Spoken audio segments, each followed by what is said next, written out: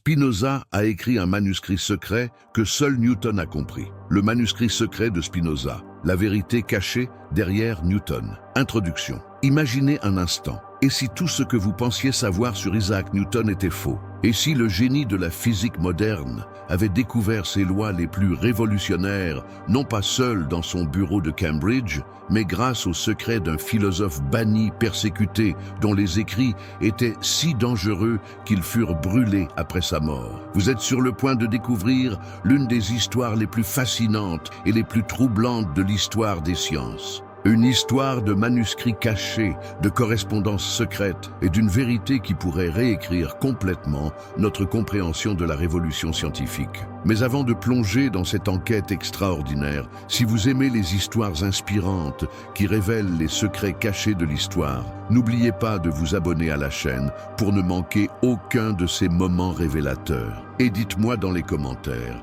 de quel pays regardez-vous cette vidéo et quelle heure est-il chez vous en ce moment? J'ai hâte de savoir d'où vous nous rejoignez. Si vous regardez sur votre téléphone, un petit pouce en l'air m'aiderait énormément à faire découvrir cette histoire à plus de personnes. Cela prend une seconde, mais cela fait toute la différence. Alors, êtes-vous prêt à découvrir comment un manuscrit secret a peut-être changé le cours de la science moderne? Attachez-vous, car nous partons pour un voyage dans le temps qui va bouleverser votre vision de l'histoire.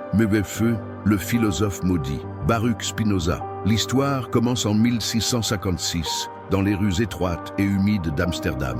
Imaginez la scène. Un jeune homme de 23 ans, au regard perçant et à l'intelligence dévorante, se dresse devant une assemblée de rabbins en colère. Cet homme, c'est Baruch Spinoza et il est sur le point de vivre l'un des moments les plus dramatiques de l'histoire de la philosophie occidentale. Mais qui était vraiment cet homme, dont le nom allait terroriser l'Europe pendant des siècles? Pourquoi ces idées étaient-elles si dangereuses qu'elles lui valurent d'être banni de sa propre communauté, poursuivi par l'Inquisition et finalement effacé de l'histoire officielle? Spinoza naît en 1632 dans une famille de marchands juifs portugais qui avaient fui l'Inquisition pour se réfugier dans la relative tolérance des Provinces-Unies. Dès son plus jeune âge, le jeune Baruch montre une intelligence exceptionnelle. Il maîtrise l'hébreu, le portugais, l'espagnol et bientôt le latin et le néerlandais. Mais surtout, il pose des questions qui dérangent,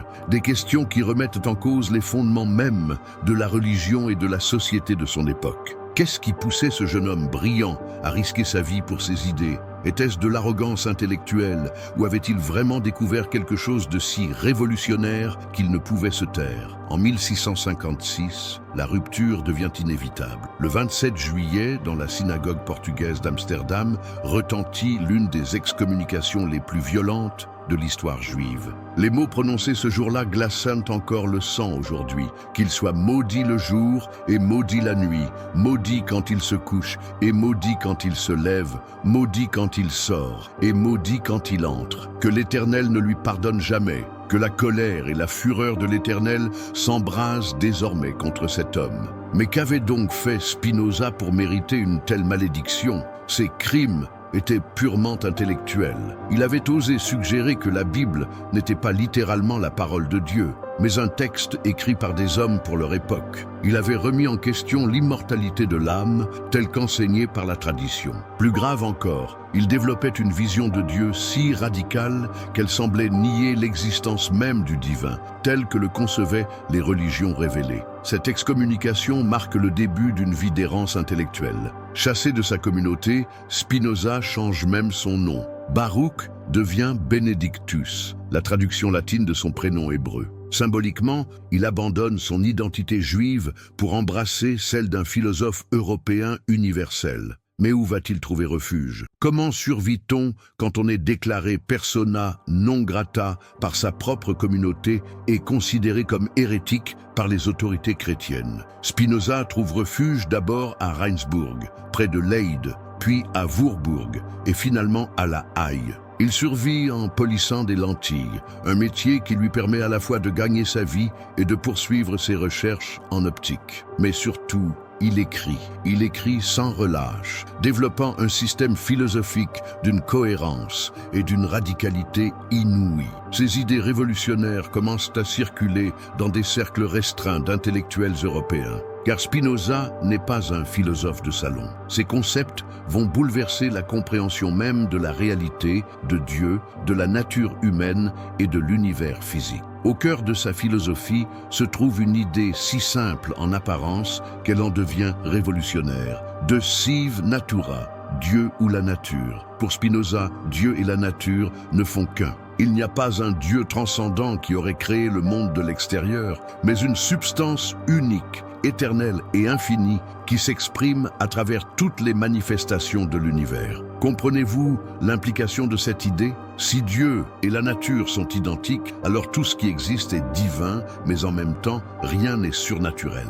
Les miracles deviennent impossibles car tout obéit aux lois nécessaires de la nature. Le libre arbitre humain devient une illusion car nous faisons partie de cette substance unique et nos actions sont déterminées par les mêmes lois qui régissent le mouvement des planètes. Cette vision déterministe de l'univers, Spinoza l'exprime avec la rigueur d'un mathématicien. Sa grande œuvre, l'éthique, est construite mort géométrico, à la manière géométrique, avec des axiomes, des définitions, des propositions et des démonstrations. Pour lui, la philosophie doit avoir la même certitude que les mathématiques. Mais imaginez l'effet de ces idées sur ses contemporains. Dans une Europe encore dominée par les guerres de religion, où l'autorité divine légitime le pouvoir politique, où la peur de l'enfer maintient l'ordre social, Spinoza propose une vision du monde qui fait s'écrouler tous ces édifices. Ces manuscrits circulent clandestinement, copiés à la main, transmis sous le manteau par un réseau secret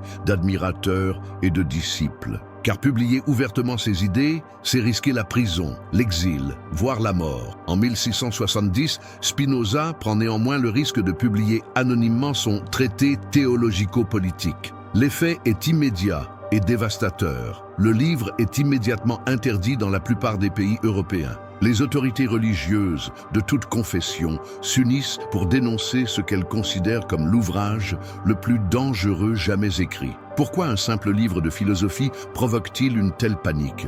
Parce que Spinoza y développe une méthode d'analyse critique de la Bible qui la traite comme n'importe quel autre texte historique. Il montre les contradictions, les anachronismes, les interpolations. Il révèle que Moïse n'a pas pu écrire tous les livres qu'on lui attribue puisque certains racontent sa propre mort. Il analyse les textes sacrés avec les outils de la philologie et de l'histoire. Mais surtout, il en tire une conclusion révolutionnaire. Si les textes sacrés sont des créations humaines, alors la vérité ne peut pas être trouvée dans la révélation, mais seulement dans la raison et l'observation de la nature. Cette approche critique de la religion s'accompagne d'une théorie politique tout aussi révolutionnaire. Pour Spinoza, l'État n'existe pas par la volonté divine, mais par un contrat social. Le but du gouvernement n'est pas de faire respecter la volonté de Dieu, mais de permettre aux citoyens de développer leurs capacités et de vivre en paix. Ces idées, qui nous semblent aujourd'hui évidentes, étaient alors explosives. Elles préfiguraient les Lumières avec un siècle d'avance. Mais elles allaient aussi, nous allons le voir, révolutionner la compréhension de la nature physique elle-même. Car Spinoza ne se contente pas de faire de la théologie ou de la politique. Sa formation de polisseur de lentilles le mène naturellement vers l'optique et la physique. Il correspond avec les plus grands savants de son époque, Huygens, Leibniz, Boyle. Il développe des théories sur la lumière, l'espace, le mouvement qui vont bien au-delà de ce que la science de son époque peut comprendre. Dans ses lettres, on trouve des intuitions extraordinaires sur la nature de l'espace et du temps, sur l'infinité de l'univers, sur les rapports entre géométrie et physique. Certains de ces concepts ne seront vraiment compris qu'avec Einstein, 3 siècles plus tard. Mais voici où l'histoire devient vraiment mystérieuse. En 1677, Spinoza meurt prématurément à La Haye, à l'âge de 44 ans seulement. Sa santé, déjà fragile, a été ruinée par la poussière de verre qu'il respirait en polissant ses lentilles. Que se passe-t-il alors avec ses manuscrits? Ses amis, terrorisés par les persécutions qui pourraient s'abattre sur eux, prennent une décision dramatique. Ils publient rapidement l'Éthique et quelques autres textes sous le titre Opera Postuma, les œuvres posthumes. Mais ils détruisent une grande partie de ces écrits, jugés trop dangereux pour être conservés. Quels secrets ces manuscrits brûlés contenaient-ils? Quelles découvertes, quelles intuitions géniales ont ainsi été perdues à jamais? Et surtout, tous les manuscrits ont-ils vraiment été détruits? C'est ici que commence le véritable mystère. Car selon certains témoignages de l'époque, tous les écrits de Spinoza n'ont pas connu le même sort. Certains manuscrits, les plus techniques, ceux qui contenaient ses réflexions les plus avancées sur la géométrie, l'optique et la physique, auraient été secrètement sauvés et transmis à un cercle très restreint d'initiés. Parmi ces manuscrits sauvés, il y en aurait eu un, particulièrement révolutionnaire, qui contenait une synthèse extraordinaire entre la géométrie, la philosophie et la physique. Un texte si en avance sur son époque qu'un seul homme en Europe avait l'intelligence et la formation nécessaires pour le comprendre. Cet homme, vous l'avez deviné, c'était Isaac Newton.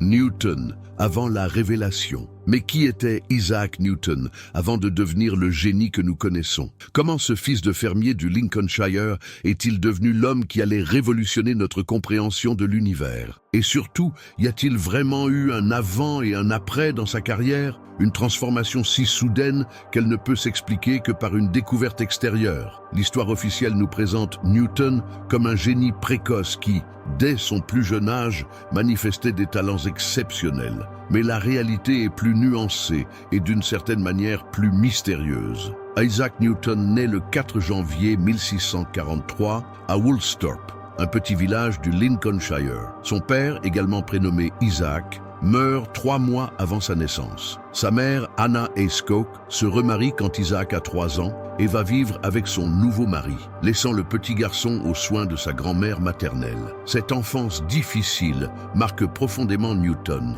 Il grandit solitaire, introverti, avec un sentiment d'abandon qui ne le quittera jamais. Mais cette solitude forcée développe aussi chez lui une capacité de concentration extraordinaire et un goût pour l'étude qui confine à l'obsession. À 18 ans, Newton entre au Trinity College de Cambridge. Là encore, sa situation est particulière. Il est subsisar, c'est-à-dire qu'il paie ses études en servant les étudiants plus riches. Cette position sociale inférieure l'isole encore davantage, mais lui donne aussi une motivation féroce de prouver sa valeur intellectuelle.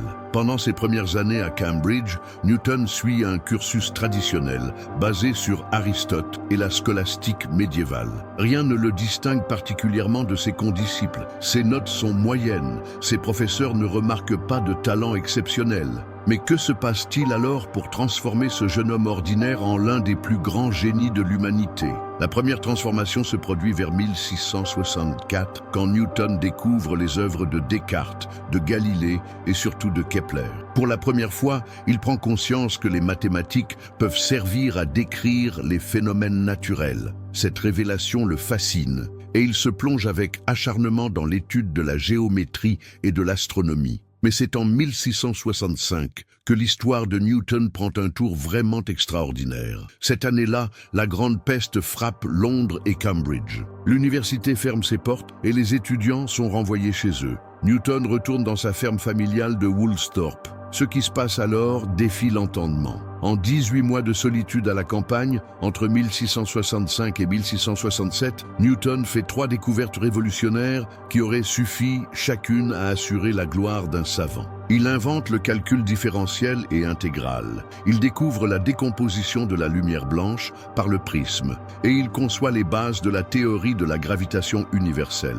Comment est-ce possible ? Comment un jeune homme de 23 ans, sans laboratoire, sans bibliothèque, sans maître pour le guider, peut-il en si peu de temps révolutionner 3 domaines différents de la connaissance? Newton lui-même dira plus tard, « En ce temps-là, j'étais dans la fleur de l'âge pour l'invention et je m'occupais de mathématiques et de philosophie plus qu'à aucune époque depuis. » Mais cette explication ne satisfait pas les historiens des sciences, car il y a quelque chose d'inexplicable dans cette explosion soudaine de génie. Prenons le calcul infinitésimal. Cette invention révolutionnaire permet de calculer les tangentes à n'importe quelle courbe et les aires sous les courbes. C'est un outil mathématique d'une puissance inouïe qui va transformer toute la science. Mais Newton prétend l'avoir inventé presque par hasard, en cherchant à résoudre des problèmes d'optique. Est-ce vraiment crédible ? Peut-on inventer en quelques mois une méthode mathématique si sophistiquée sans s'appuyer sur des travaux antérieurs? Car si on examine attentivement les manuscrits de Newton de cette époque, on trouve des développements mathématiques qui semblent sortir de nulle part, des intuitions géniales qui n'ont aucune filiation claire avec les mathématiques de l'époque. Plus troublante encore, dans ses papiers personnels, Newton fait référence à des sources continentales qu'il ne nomme jamais. Il évoque des correspondants en Hollande et en Allemagne, mais leurs noms sont toujours masqués ou codés. Pourquoi tant de mystères autour de ces influences intellectuelles? La découverte sur la décomposition de la lumière est tout aussi étrange. Newton prétend avoir eu l'idée de faire passer un rayon de soleil à travers un prisme, en voyant jouer la lumière sur les murs de sa chambre. L'expérience lui révèle que la lumière blanche est en réalité composée de toutes les couleurs de l'arc-en-ciel. Mais là encore, quand on examine ces notes, on trouve des références à des expériences d'optique beaucoup plus sophistiquées, impliquant des systèmes de lentilles complexes et des calculs géométriques très avancés. D'où Newton tient-il cette expertise en optique? Rappelons-nous qu'à cette époque, il n'y a qu'un seul homme en Europe qui maîtrise parfaitement l'art de polir les lentilles et qui développe des théories révolutionnaires sur la nature de la lumière: Baruch Spinoza. Enfin, il y a la théorie de la gravitation. Selon la légende, Newton aurait eu l'illumination en voyant tomber une pomme dans son jardin. Cette anecdote, probablement inventée, masque une réalité beaucoup plus complexe, car la théorie newtonienne de la gravitation ne se contente pas d'expliquer pourquoi les corps tombent. Elle unifie dans une seule loi mathématique le mouvement des projectiles sur Terre et celui des planètes dans le ciel. Cette unification conceptuelle est d'une audace intellectuelle extraordinaire. Elle suppose une vision de l'univers comme système cohérent régi par des lois mathématiques universelles. D'où Newton tient-il cette vision cosmique si révolutionnaire? Car n'oublions pas qu'en 1665, la science officielle sépare encore radicalement le monde terrestre et le monde céleste. Selon la tradition aristotélicienne encore dominante, les lois qui régissent la chute des corps sur Terre n'ont rien à voir avec celles qui gouvernent le mouvement des astres. Il faut une révolution conceptuelle majeure pour imaginer que la même force qui fait tomber la pomme maintient la Lune sur son orbite. Cette révolution conceptuelle, qui la lui a inspirée? Newton prétend l'avoir eue spontanément, mais les historiens des sciences restent perplexes. Car dans l'histoire de la pensée humaine, les révolutions intellectuelles ne surgissent jamais de rien. Elles s'appuient toujours sur des intuitions antérieures, des traditions de pensée, des échanges d'idées. Or justement, il existe un philosophe qui, 20 ans avant Newton, avait développé une vision de l'univers remarquablement proche de celle qui sous-tend la théorie newtonienne. Ce philosophe, c'est Baruch Spinoza. Pour Spinoza, l'univers forme une substance unique, régie par des lois nécessaires et universelles. Il n'y a pas de séparation entre le terrestre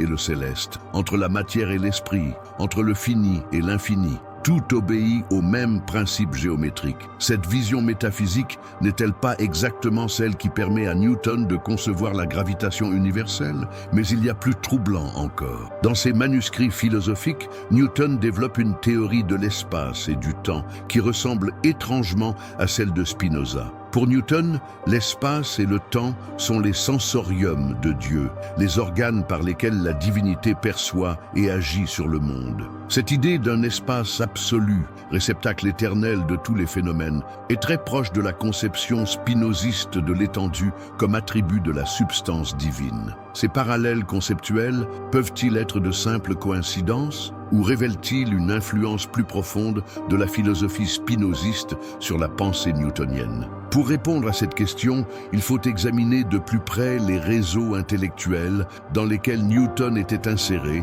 pendant ces années cruciales de formation. Car contrairement à l'image d'Épinal du génie solitaire, Newton était en contact avec un cercle de savants et de philosophes qui entretenaient des correspondances dans toute l'Europe. Parmi ces correspondants, plusieurs ont des liens directs avec les milieux spinozistes hollandais. Henry Oldenburg, secrétaire de la Royal Society de Londres, correspond régulièrement avec des intellectuels d'Amsterdam et de La Haye. John Collins, mathématicien londonien ami de Newton, entretient des relations suivies avec des savants des Provinces-Unies. Plus intriguant encore, dans les archives de Newton, on trouve plusieurs lettres rédigées dans un code que personne n'a jamais réussi à déchiffrer complètement. Ces lettres datent précisément de la période 1665-1667, les années miraculeuses de Woolsthorpe.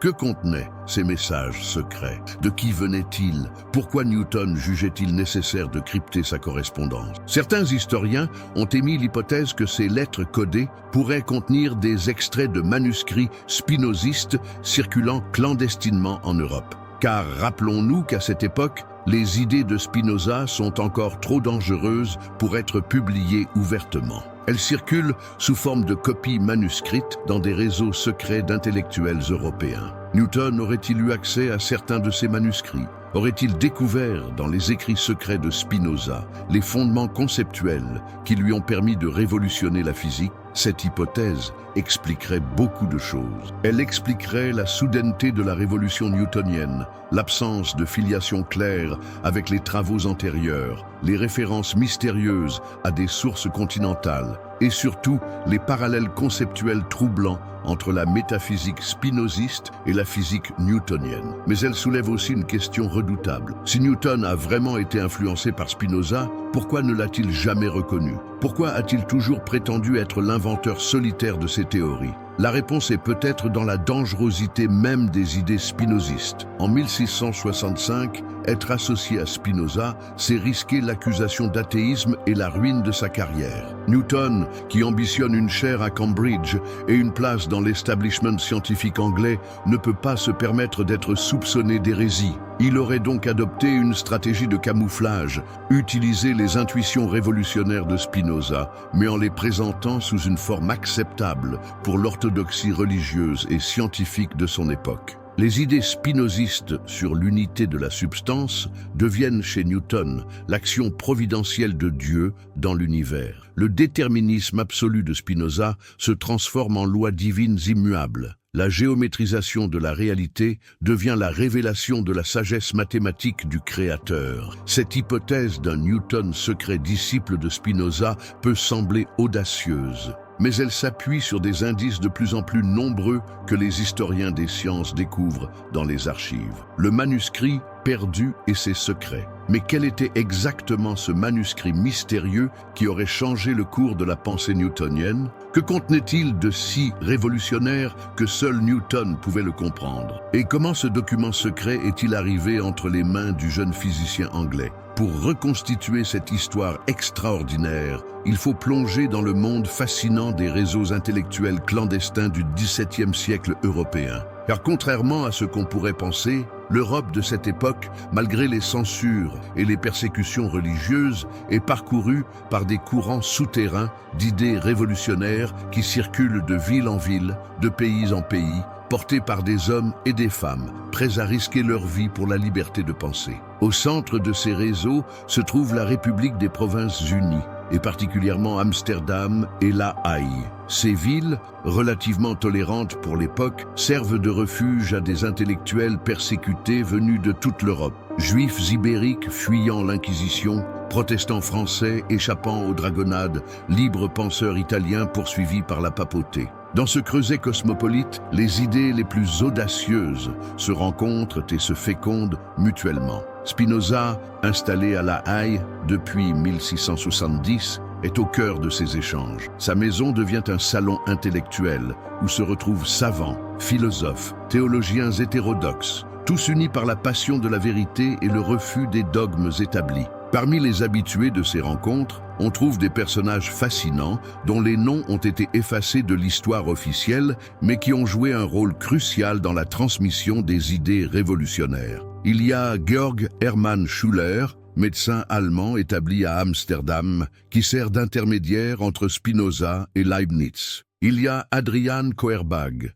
philologue hollandais, qui développe une critique radicale de la Bible et mourra en prison pour ses idées. Il y a Franciscus van den Enden, ancien jésuite devenu libre penseur, qui a été le professeur de latin de Spinoza et qui développe des théories politiques révolutionnaires. Mais le plus mystérieux de tous ces personnages est peut-être Johannes Hude, mathématicien et bourgmestre d'Amsterdam. Hude entretient une correspondance suivie avec Spinoza sur des questions de mathématiques et de physique. C'est un homme de science de premier plan, mais aussi un politique habile qui sait naviguer entre les différentes factions religieuses de son époque. Or, Hude a des contacts directs avec l'Angleterre. Il correspond avec la Royal Society de Londres, échange des idées avec les savants anglais et surtout, il voyage régulièrement à Londres pour des affaires commerciales. N'est-il pas l'intermédiaire idéal pour transmettre des manuscrits secrets entre la Hollande et l'Angleterre? Car c'est là que réside le véritable mystère.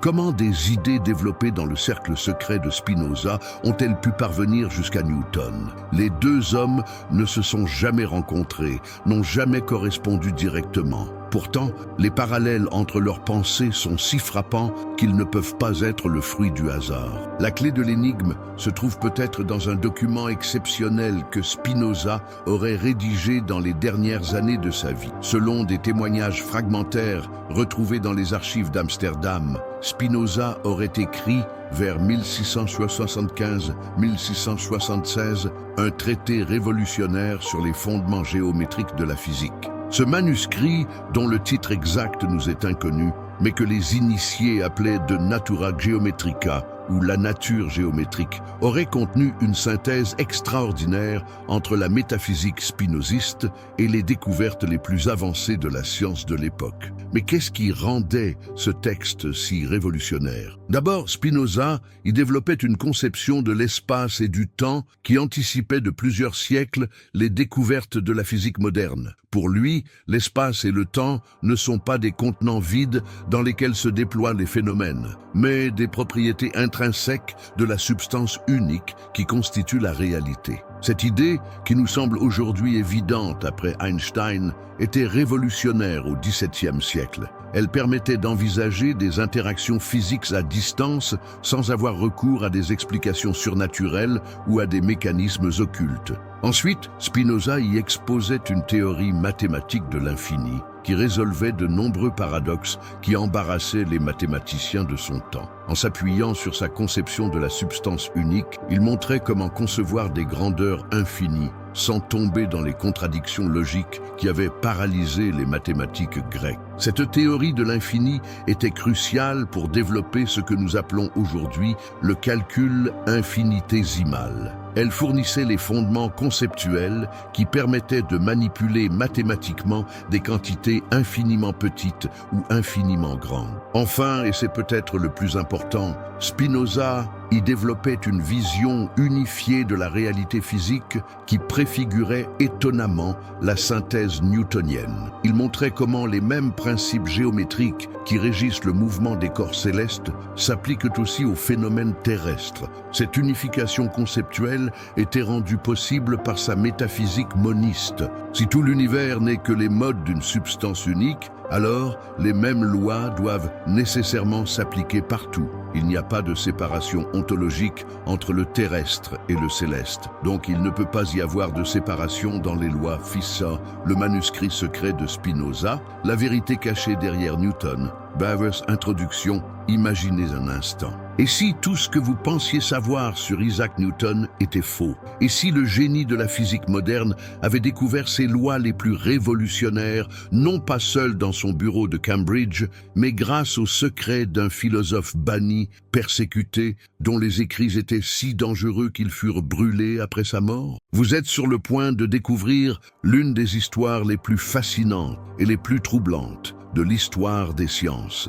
Une histoire de manuscrits cachés, de correspondances secrètes et d'une vérité qui pourrait réécrire complètement notre compréhension de la révolution scientifique. Mais avant de plonger dans cette enquête extraordinaire, si vous aimez les histoires inspirantes qui révèlent les secrets cachés de l'histoire, n'oubliez pas de vous abonner à la chaîne pour ne manquer aucun de ces moments révélateurs. Et dites-moi dans les commentaires, de quel pays regardez-vous cette vidéo et quelle heure est-il chez vous en ce moment? J'ai hâte de savoir d'où vous nous rejoignez. Si vous regardez sur votre téléphone, un petit pouce en l'air m'aiderait énormément à faire découvrir cette histoire à plus de personnes. Cela prend une seconde, mais cela fait toute la différence. Alors, êtes-vous prêt à découvrir comment un manuscrit secret a peut-être changé le cours de la science moderne? Attachez-vous, car nous partons pour un voyage dans le temps qui va bouleverser votre vision de l'histoire. Mewefeu, le philosophe maudit, Baruch Spinoza. L'histoire commence en 1656, dans les rues étroites et humides d'Amsterdam. Imaginez la scène. Un jeune homme de 23 ans, au regard perçant et à l'intelligence dévorante, se dresse devant une assemblée de rabbins en colère. Cet homme, c'est Baruch Spinoza et il est sur le point de vivre l'un des moments les plus dramatiques de l'histoire de la philosophie occidentale. Mais qui était vraiment cet homme, dont le nom allait terroriser l'Europe pendant des siècles? Pourquoi ses idées étaient-elles si dangereuses qu'elles lui valurent d'être banni de sa propre communauté, poursuivi par l'Inquisition et finalement effacé de l'histoire officielle? Spinoza naît en 1632 dans une famille de marchands juifs portugais qui avaient fui l'Inquisition pour se réfugier dans la relative tolérance des Provinces-Unies. Dès son plus jeune âge, le jeune Baruch montre une intelligence exceptionnelle. Il maîtrise l'hébreu, le portugais, l'espagnol et bientôt le latin et le néerlandais. Mais surtout, il pose des questions qui dérangent, des questions qui remettent en cause les fondements mêmes de la religion et de la société de son époque. Qu'est-ce qui poussait ce jeune homme brillant à risquer sa vie pour ses idées? Était-ce de l'arrogance intellectuelle ou avait-il vraiment découvert quelque chose de si révolutionnaire qu'il ne pouvait se taire? En 1656, la rupture devient inévitable. Le 27 juillet, dans la synagogue portugaise d'Amsterdam, retentit l'une des excommunications les plus violentes de l'histoire juive. Les mots prononcés ce jour-là glaçant encore le sang aujourd'hui. Qu'il soit maudit le jour et maudit la nuit, maudit quand il se couche et maudit quand il se lève, maudit quand il sort et maudit quand il entre. Que l'Éternel ne lui pardonne jamais, que la colère et la fureur de l'Éternel s'embrasent désormais contre cet homme. Mais qu'avait donc fait Spinoza pour mériter une telle malédiction? Ses crimes était purement intellectuel. Il avait osé suggérer que la Bible n'était pas littéralement la parole de Dieu, mais un texte écrit par des hommes pour leur époque. Il avait remis en question l'immortalité de l'âme telle qu'enseignée par la tradition. Plus grave encore, il développait une vision de Dieu si radicale qu'elle semblait nier l'existence même du divin, telle que le concevaient les religions révélées. Cette excommunication marque le début d'une vie d'errance intellectuelle. Chassé de sa communauté, Spinoza change même son nom. Baruch devient Benedictus, la traduction latine de son prénom hébreu. Symboliquement, il abandonne son identité juive pour embrasser celle d'un philosophe européen universel. Mais où va-t-il trouver refuge? Comment survit-on quand on est déclaré persona non grata par sa propre communauté et considéré comme hérétique par les autorités chrétiennes? Spinoza trouve refuge d'abord à Rijnsburg, près de Leyde, puis à Voorburg et finalement à La Haye. Il survit en polissant des lentilles, un métier qui lui permet à la fois de gagner sa vie et de poursuivre ses recherches en optique. Mais surtout, il écrit sans relâche, développant un système philosophique d'une cohérence et d'une radicalité inouïe. Ses idées révolutionnaires commencent à circuler dans des cercles restreints d'intellectuels européens. Car Spinoza n'est pas un philosophe de salon. Ses concepts vont bouleverser la compréhension même de la réalité, de Dieu, de la nature humaine et de l'univers physique. Au cœur de sa philosophie se trouve une idée si simple en apparence qu'elle en devient révolutionnaire. De sive natura,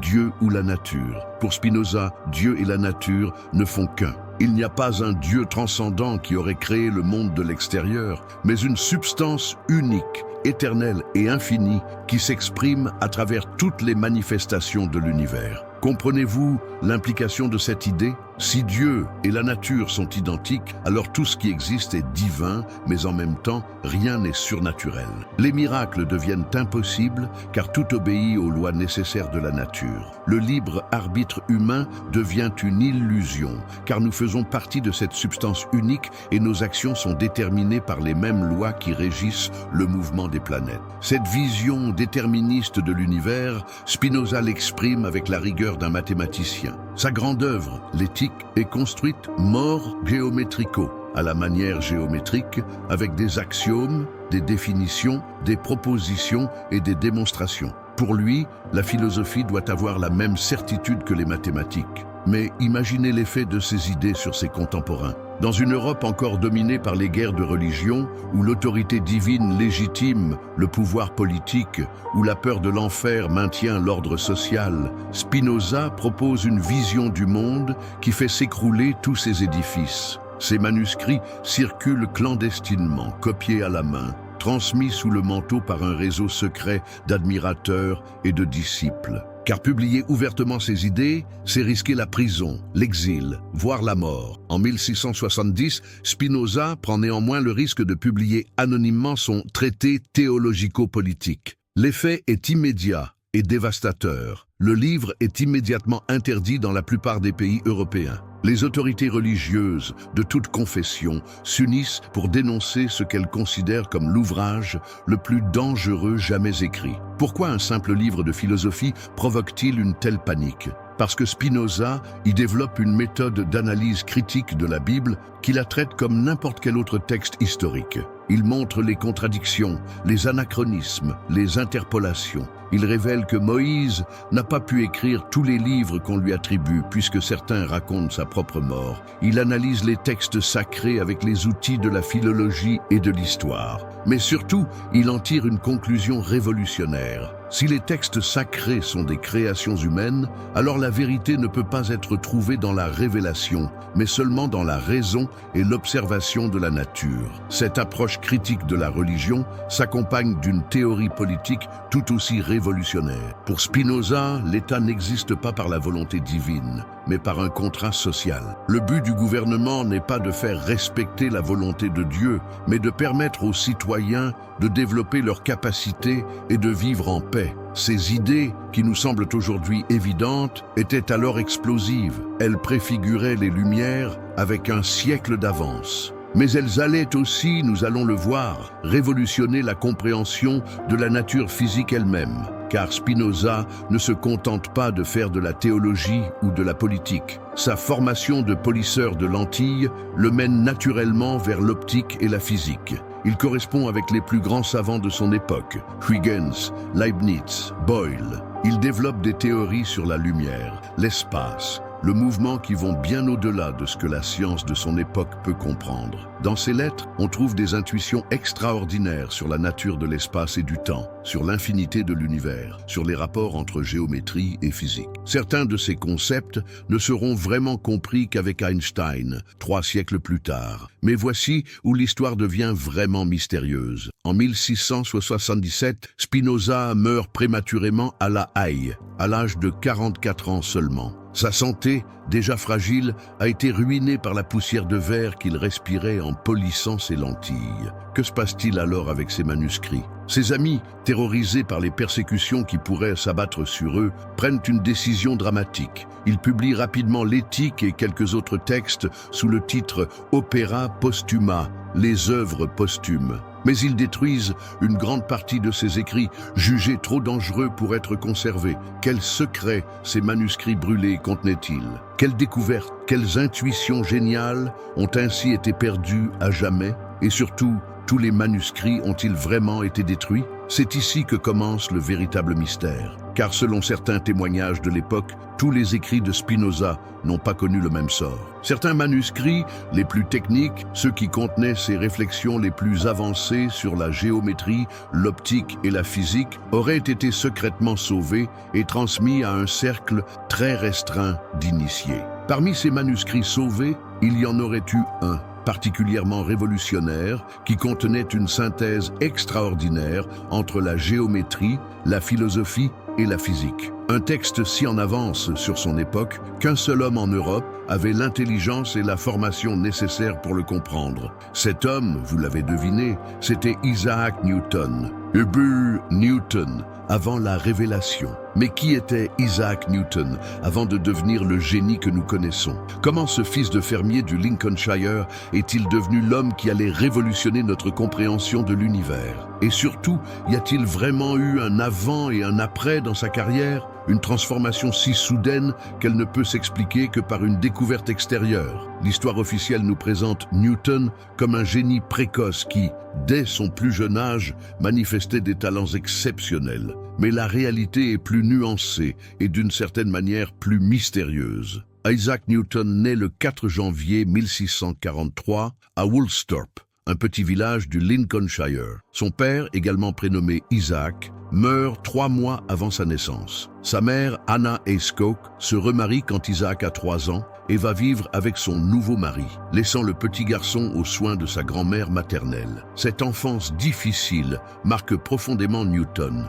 Il grandit solitaire, introverti, avec un sentiment d'abandon qui ne le quittera jamais. Mais cette solitude forcée développe aussi chez lui une capacité de concentration extraordinaire et un goût pour l'étude qui confine à l'obsession. À 18 ans, Newton entre au Trinity College de Cambridge. Là encore, sa situation est particulière. Il est subsisar, c'est-à-dire qu'il paie ses études en servant les étudiants plus riches. Cette position sociale inférieure l'isole encore davantage, mais lui donne aussi une motivation féroce de prouver sa valeur intellectuelle.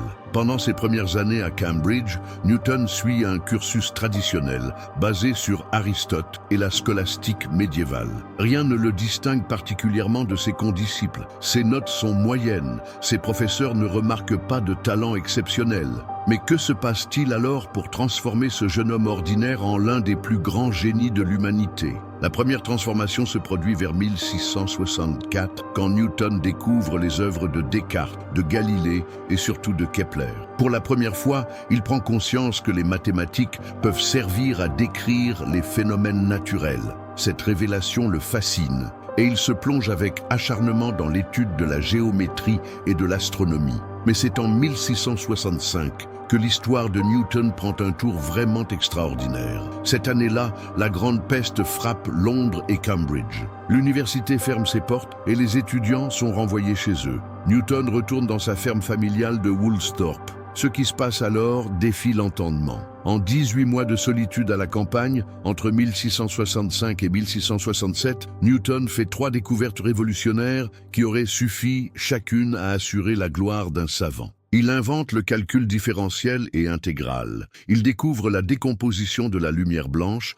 par le prisme. Et il conçoit les bases de la théorie de la gravitation universelle. Comment est-ce possible ? Comment un jeune homme de 23 ans, sans laboratoire, sans bibliothèque, sans maître pour le guider, peut-il en si peu de temps révolutionner 3 domaines différents de la connaissance? Newton lui-même dira plus tard, « En ce temps-là, j'étais dans la fleur de l'âge pour l'invention et je m'occupais de mathématiques et de philosophie plus qu'à aucune époque depuis. » Mais cette explication ne satisfait pas les historiens des sciences, car il y a quelque chose d'inexplicable dans cette explosion soudaine de génie. Prenons le calcul infinitésimal. Cette invention révolutionnaire permet de calculer les tangentes à n'importe quelle courbe et les aires sous les courbes. C'est un outil mathématique d'une puissance inouïe qui va transformer toute la science. Mais Newton prétend l'avoir inventé presque par hasard, en cherchant à résoudre des problèmes d'optique.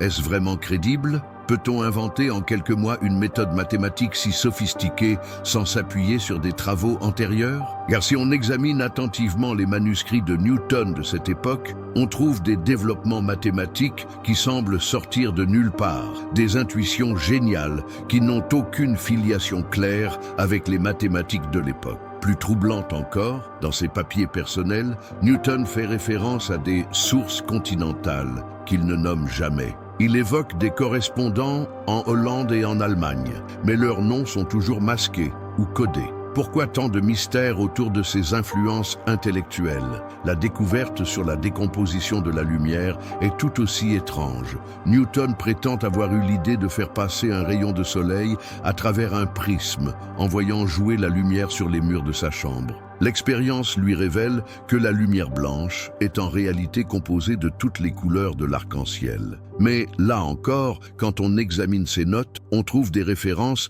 à des expériences d'optique beaucoup plus sophistiquées. impliquant des systèmes de lentilles complexes et des calculs géométriques très avancés. D'où Newton tient-il cette expertise en optique? Rappelons-nous qu'à cette époque, il n'y a qu'un seul homme en Europe qui maîtrise parfaitement l'art de polir les lentilles et qui développe des théories révolutionnaires sur la nature de la lumière. Baruch Spinoza. Enfin, il y a la théorie de la gravitation. Selon la légende, Newton aurait eu l'illumination en voyant tomber une pomme dans son jardin. Cette anecdote, probablement inventée, masque une réalité beaucoup plus complexe, car la théorie newtonienne de la gravitation ne se contente pas d'expliquer pourquoi les corps tombent. Elle unifie dans une seule loi mathématique le mouvement des projectiles sur Terre et celui des planètes dans le ciel. Cette unification conceptuelle est d'une audace intellectuelle extraordinaire. Elle suppose une vision de l'univers comme système cohérent régi par des lois mathématiques universelles. D'où Newton tient-il cette vision cosmique si révolutionnaire? Car n'oublions pas qu'en 1665, la science officielle sépare encore radicalement le monde terrestre et le monde céleste. Selon la tradition aristotélicienne encore dominante, les lois qui régissent la chute des corps sur Terre n'ont rien à voir avec celles qui gouvernent le mouvement des astres. Il faut une révolution conceptuelle majeure pour imaginer que la même force qui fait tomber la pomme maintient la Lune sur son orbite. Cette révolution conceptuelle, qui la lui a inspirée? Newton prétend l'avoir eue spontanément, mais les historiens des sciences restent perplexes. Car dans l'histoire de la pensée humaine, les révolutions intellectuelles ne surgissent jamais de rien. Elles s'appuient toujours sur des intuitions antérieures, des traditions de pensée, des échanges d'idées. Or justement, il existe un philosophe qui, 20 ans avant Newton, avait développé une vision de l'univers remarquablement proche de celle qui sous-tend la théorie newtonienne. Ce philosophe, c'est Baruch Spinoza. Pour Spinoza,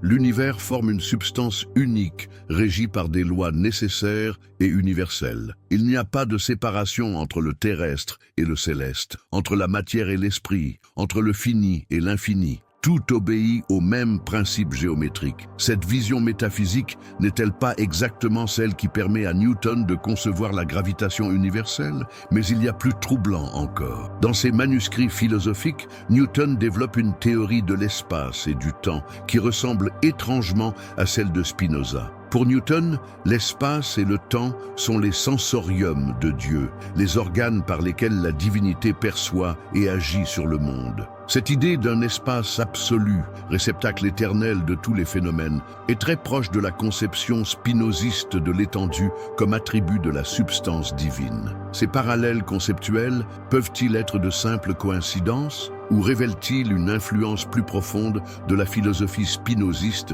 sur la pensée newtonienne? Pour répondre à cette question, il faut examiner de plus près les réseaux intellectuels dans lesquels Newton était inséré pendant ces années cruciales de formation. Car contrairement à l'image d'Épinal du génie solitaire, Newton était en contact avec un cercle de savants et de philosophes qui entretenaient des correspondances dans toute l'Europe. Parmi ces correspondants, plusieurs ont des liens directs avec les milieux spinozistes hollandais. Henry Oldenburg, secrétaire de la Royal Society de Londres, correspond régulièrement avec des intellectuels d'Amsterdam et de La Haye. John Collins, mathématicien londonien ami de Newton, entretient des relations suivies avec des savants des Provinces-Unies. Plus intriguant encore, dans les archives de Newton, on trouve plusieurs lettres rédigées dans un code que personne n'a jamais réussi à déchiffrer complètement. Ces lettres datent précisément de la période 1665-1667, les années miraculeuses de Woolsthorpe.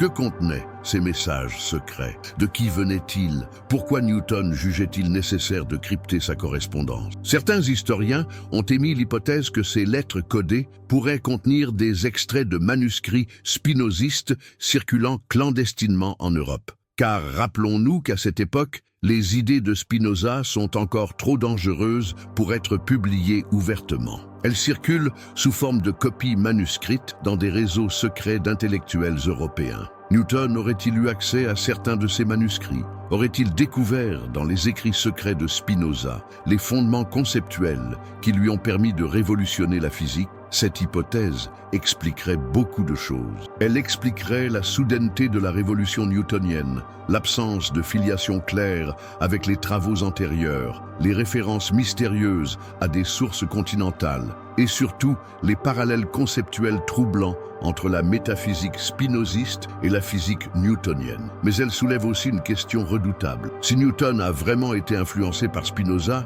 pourquoi ne l'a-t-il jamais reconnu? Pourquoi a-t-il toujours prétendu être l'inventeur solitaire de ces théories? La réponse est peut-être dans la dangerosité même des idées spinozistes. En 1665, être associé à Spinoza, c'est risquer l'accusation d'athéisme et la ruine de sa carrière. Newton, qui ambitionne une chaire à Cambridge et une place dans l'establishment scientifique anglais, ne peut pas se permettre d'être soupçonné d'hérésie. Il aurait donc adopté une stratégie de camouflage, utiliser les intuitions révolutionnaires de Spinoza, mais en les présentant sous une forme acceptable pour l'orthodoxie religieuse et scientifique de son époque. Les idées spinozistes sur l'unité de la substance deviennent chez Newton l'action providentielle de Dieu dans l'univers. Le déterminisme absolu de Spinoza se transforme en lois divines immuables. La géométrisation de la réalité devient la révélation de la sagesse mathématique du Créateur. Cette hypothèse d'un Newton secret disciple de Spinoza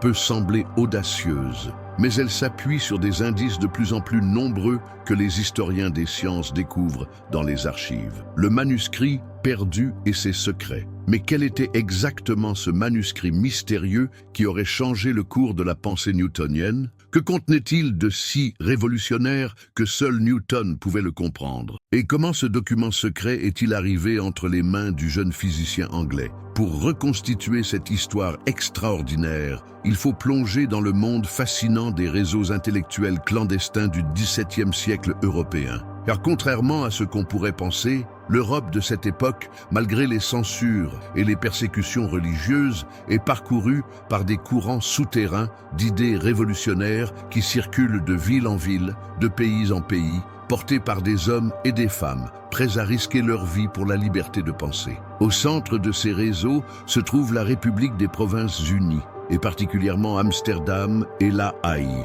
Ces villes, relativement tolérantes pour l'époque, servent de refuge à des intellectuels persécutés venus de toute l'Europe. Juifs ibériques fuyant l'Inquisition, protestants français échappant aux dragonnades, libres penseurs italiens poursuivis par la papauté. Dans ce creuset cosmopolite, les idées les plus audacieuses se rencontrent et se fécondent mutuellement. Spinoza, installé à La Haye depuis 1670, est au cœur de ces échanges. Sa maison devient un salon intellectuel où se retrouvent savants, philosophes, théologiens hétérodoxes, tous unis par la passion de la vérité et le refus des dogmes établis. Parmi les habitués de ces rencontres, on trouve des personnages fascinants dont les noms ont été effacés de l'histoire officielle, mais qui ont joué un rôle crucial dans la transmission des idées révolutionnaires. Il y a Georg Hermann Schuller, médecin allemand établi à Amsterdam, qui sert d'intermédiaire entre Spinoza et Leibniz.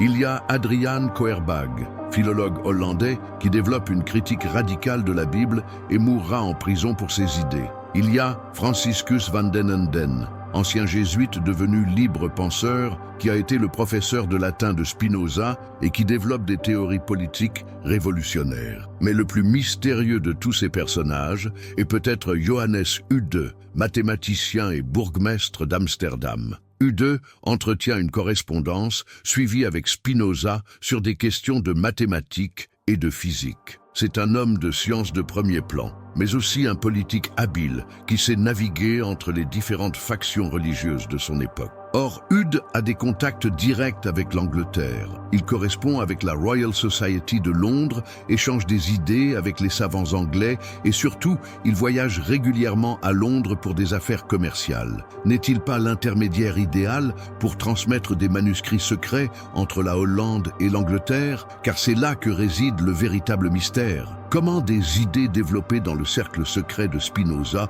ont-elles pu parvenir jusqu'à Newton? Les deux hommes ne se sont jamais rencontrés, n'ont jamais correspondu directement. Pourtant, les parallèles entre leurs pensées sont si frappants qu'ils ne peuvent pas être le fruit du hasard. La clé de l'énigme se trouve peut-être dans un document exceptionnel que Spinoza aurait rédigé dans les dernières années de sa vie. Selon des témoignages fragmentaires retrouvés dans les archives d'Amsterdam, Spinoza aurait écrit vers 1675-1676 un traité révolutionnaire sur les fondements géométriques de la physique. Ce manuscrit, dont le titre exact nous est inconnu, mais que les initiés appelaient de Natura Geometrica ou la nature géométrique, aurait contenu une synthèse extraordinaire entre la métaphysique spinoziste et les découvertes les plus avancées de la science de l'époque. Mais qu'est-ce qui rendait ce texte si révolutionnaire? D'abord, Spinoza y développait une conception de l'espace et du temps qui anticipait de plusieurs siècles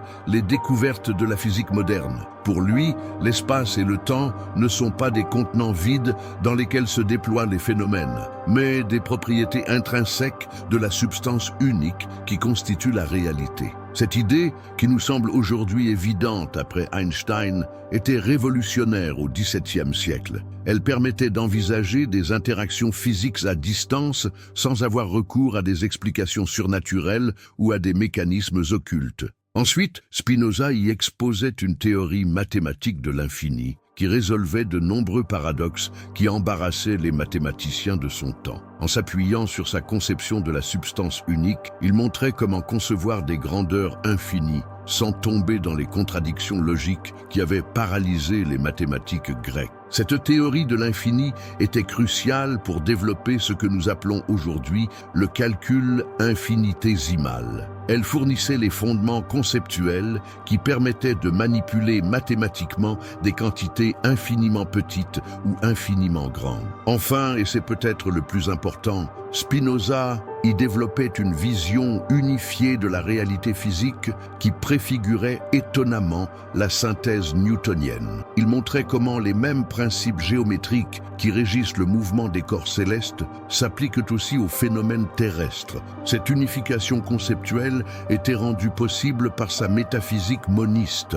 Si tout l'univers n'est que les modes d'une substance unique, alors les mêmes lois doivent nécessairement s'appliquer partout. Il n'y a pas de séparation ontologique entre le terrestre et le céleste, donc il ne peut pas y avoir de séparation dans les lois physiques. Mais le plus extraordinaire dans ce manuscrit secret, c'est que Spinoza y développait une approche mathématique de la physique qui anticipait de manière saisissante les méthodes que Newton allait utiliser dans ses Principia. Il y montrait comment appliquer la géométrie analytique aux problèmes de mouvement, comment utiliser les séries infinies pour résoudre des équations complexes, comment passer du particulier à l'universel par l'analyse mathématique. N'est-ce pas là exactement la révolution méthodologique que Newton va accomplir 20 ans plus tard? Cette coïncidence peut-elle vraiment être le fruit du hasard? Mais si ce manuscrit était si révolutionnaire, pourquoi Spinoza ne l'a-t-il jamais publié? La réponse tient à la fois à la prudence du philosophe et à l'état de la science de son époque. Spinoza avait parfaitement conscience que ses idées étaient en avance sur leur temps. Il savait que publier de telles théories lui attirerait non seulement les foudres des théologiens, mais aussi l'incompréhension de la plupart des savants de son époque. Car il faut bien comprendre que la science du XVIIe siècle n'était pas encore prête à accepter une mathématisation complète de la physique. Les savants de l'époque raisonnaient encore largement en termes qualitatifs, cherchant les causes des phénomènes plutôt que leurs lois mathématiques. L'idée que la nature puisse être entièrement décrite par des équations était encore révolutionnaire. Spinoza a donc gardé ce manuscrit secret, ne le montrant qu'à un cercle très restreint de disciples capables de comprendre sa portée révolutionnaire. Parmi eux, il y avait certainement Johannes Hude, dont les compétences mathématiques étaient reconnues dans toute l'Europe. Mais voici où l'histoire prend une tournure dramatique. En 1677, Spinoza meurt brutalement d'une maladie pulmonaire aggravée par l'inhalation de poussière de verre. Il n'a que 44 ans et n'a pas eu le temps de préparer la transmission de ses manuscrits les plus secrets. Que se passe-t-il alors? Ses amis, pris de panique à l'idée que les autorités puissent saisir ses papiers, se précipitent dans sa maison pour faire le tri. Il décide rapidement de publier l'Éthique et quelques autres textes sous le titre Opera Postuma, mais ils détruisent ou cachent les manuscrits les plus compromettants. Le fameux De Natura Geometrica fait-il partie des textes détruits? Pas nécessairement. Car selon certains témoignages, Eude et quelques autres disciples auraient secrètement sauvé les manuscrits les plus précieux en se les partageant. Eude, en particulier, aurait emporté le traité de physique mathématique, conscient de sa valeur scientifique exceptionnelle. Mais que faire d'un tel trésor? Le publier sous son nom risquait d'attirer l'attention sur ses liens avec Spinoza. Le garder secret était frustrant pour un homme de science passionné par la vérité. C'est là qu'intervient un événement qui va changer le cours de l'histoire des sciences. En 1678, soit un an après la mort de Spinoza, Eude fait un voyage d'affaires à Londres. Il loge chez des amis hollandais installés dans la capitale anglaise, des marchands qui ont des contacts dans les milieux intellectuels londoniens. Par l'intermédiaire de ces contacts, Eude apprend l'existence d'un jeune savant anglais extraordinairement doué, qui a déjà fait des découvertes révolutionnaires en mathématiques et en physique, mais qui semble chercher une synthèse théorique pour unifier ses intuitions. Ce jeune homme, c'est évidemment Isaac Newton. Eude se trouve face à un dilemme moral fascinant. D'un côté, il détient un manuscrit qui pourrait révolutionner la science, mais qu'il ne peut pas publier sans trahir la mémoire de son maître. De l'autre, il découvre un génie capable de comprendre et de développer les idées contenues dans ce manuscrit. La solution qu'il trouve est d'une élégance remarquable. Plutôt que de remettre directement le manuscrit à Newton, ce qui aurait été trop dangereux, il décide de le faire parvenir de manière anonyme et indirecte. Comment s'y prend-il? Il utilise un réseau de correspondants savants qui existe déjà entre la Hollande et l'Angleterre. Le manuscrit est d'abord copié par un scribe de confiance, puis traduit en latin pour être plus accessible. Ensuite, il est transmis par étapes, de main en main, jusqu'à Cambridge. Cette transmission clandestine explique pourquoi Newton n'a jamais voulu révéler ses sources. Il savait parfaitement que ce manuscrit provenait des milieux spinozistes hollandais, mais il ne pouvait pas l'avouer sans compromettre toute sa carrière. Mais quand exactement Newton a-t-il reçu ce manuscrit? Les indices suggèrent que c'était vers 1679-680, soit une dizaine d'années après ses premières découvertes à Woolsthorpe. À cette époque, Newton est déjà un savant reconnu, titulaire de la chaire lucasienne de mathématiques à Cambridge. Mais il traverse une période de doute et de stagnation intellectuelle. Ses premières découvertes, si brillantes soient-elles, lui semblent fragmentaires et insuffisantes. Il cherche une synthèse théorique qui lui permettrait d'unifier ses intuitions sur la gravitation, l'optique et les mathématiques. C'est exactement à ce moment que lui parvient le manuscrit de Spinoza. L'effet est immédiat et révolutionnaire. En lisant ce texte extraordinaire, Newton découvre non seulement une confirmation de ses propres intuitions, mais surtout une méthode pour les organiser en systèmes cohérents. Les idées spinozistes sur l'unité de la substance lui fournissent le cadre conceptuel qui lui manquait pour concevoir la gravitation universelle. Mais Newton est trop intelligent pour se contenter de recopier les idées de Spinoza. Il les adapte, les développe, les traduit dans un langage acceptable pour la science officielle de son époque. Le monisme spinoziste devient chez lui l'expression de la sagesse divine. Le déterminisme absolu se transforme en loi providentielle. La géométrisation de la réalité devient la révélation de l'ordre mathématique créé par Dieu. Cette adaptation créative explique pourquoi les Principia Mathematica, publiés en 1687, sont à la fois si révolutionnaires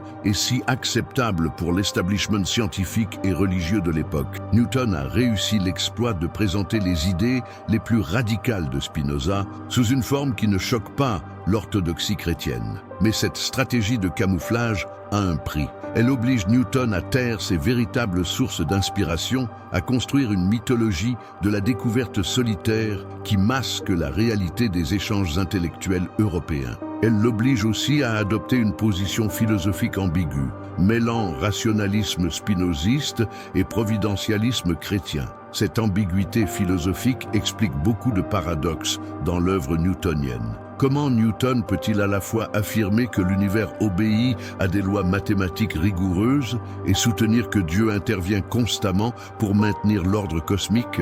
Comment peut-il développer une physique entièrement déterministe et continuer à croire au libre arbitre et au miracle? Ces contradictions apparentes s'expliquent si on admet que Newton jongle constamment entre deux systèmes de pensée incompatibles: le monisme rationaliste qu'il a découvert chez Spinoza et le théisme providentialiste qu'il doit afficher pour rester socialement acceptable. Cette hypothèse d'une influence spinoziste secrète sur Newton éclaire aussi d'un jour nouveau les polémiques qui ont marqué la réception des Principia. Car si l'œuvre de Newton a été globalement bien accueillie, elle a aussi suscité des critiques violentes de la part de certains théologiens et philosophes. Leibniz, en particulier, a immédiatement flairé quelque chose de suspect dans la physique newtonienne. Dès 1710, il accuse Newton de crypto-spinozisme, de matérialisme déguisé, d'athéisme pratique. Ces accusations semblent injustes si on s'en tient aux déclarations publiques de Newton. Mais elles prennent tout leur sens si Leibniz a deviné l'influence souterraine de Spinoza sur la pensée newtonienne.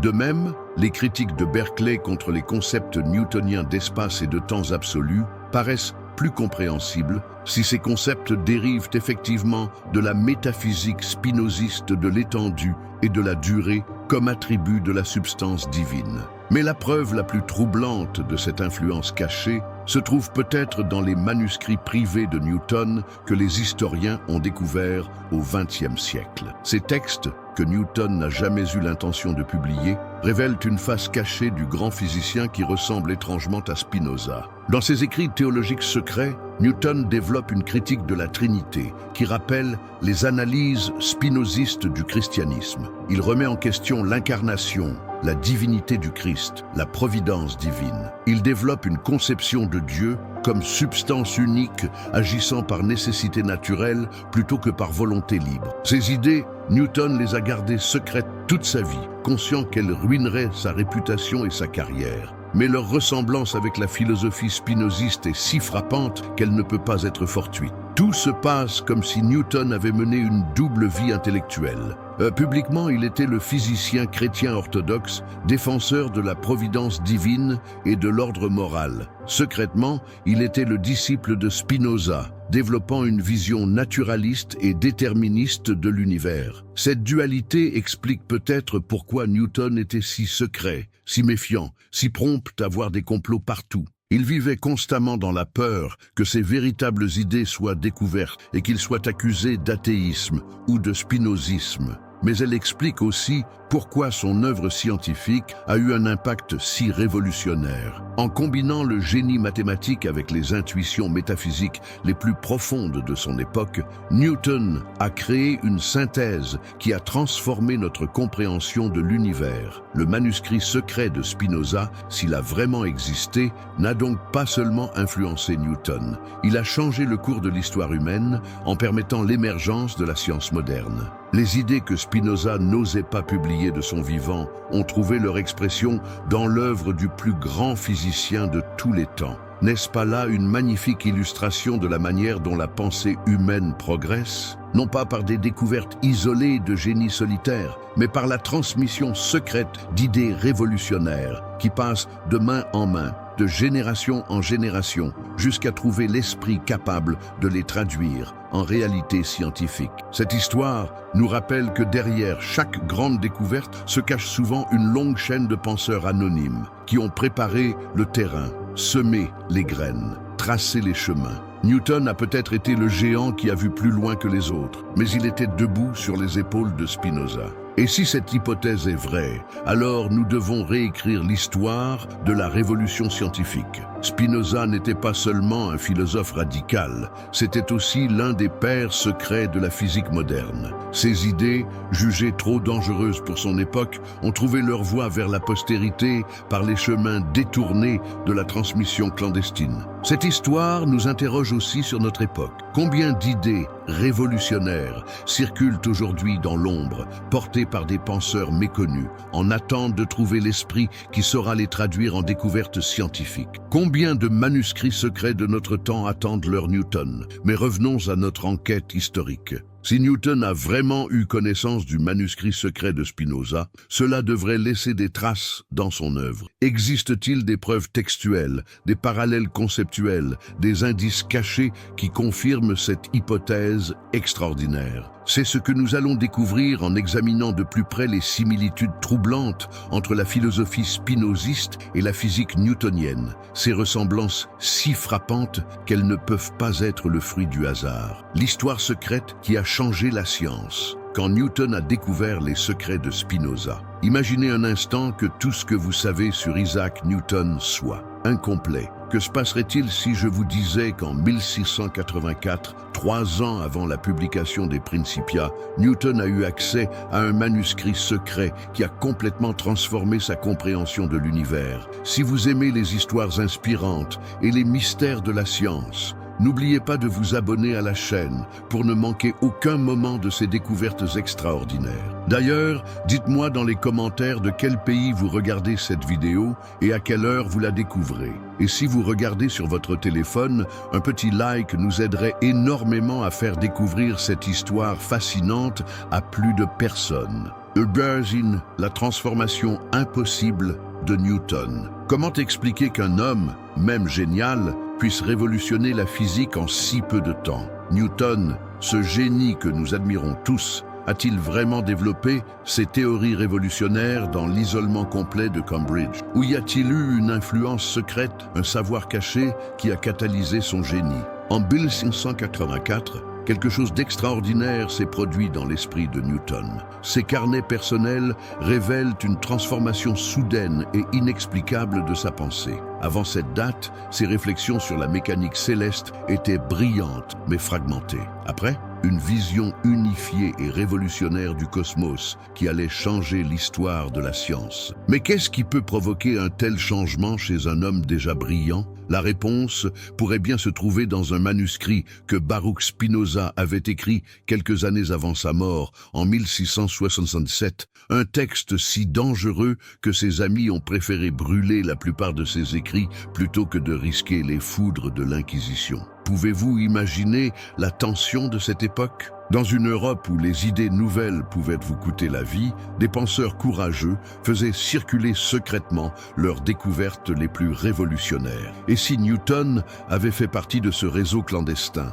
Et si le père de la physique moderne avait eu accès aux secrets philosophiques les plus dangereux de son époque? Le moment de la révélation. Transportons-nous à Cambridge, en cette année cruciale de 1684. Newton, alors âgé de 42 ans, travaille dans son bureau silencieux.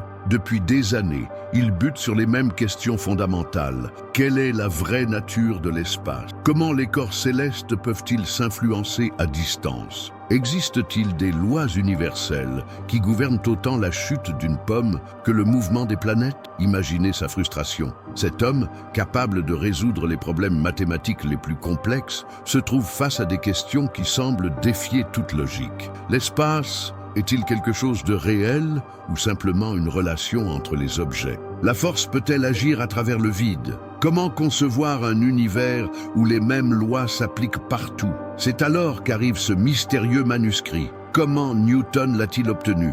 Les archives de l'époque suggèrent l'existence d'un réseau secret de correspondance entre les intellectuels européens. Des marchands hollandais faisaient régulièrement le voyage entre Amsterdam et Londres, transportant bien plus que des marchandises dans leurs bagages. Que contenait exactement ce manuscrit de Spinoza? Le philosophe hollandais avait développé une vision révolutionnaire de la réalité.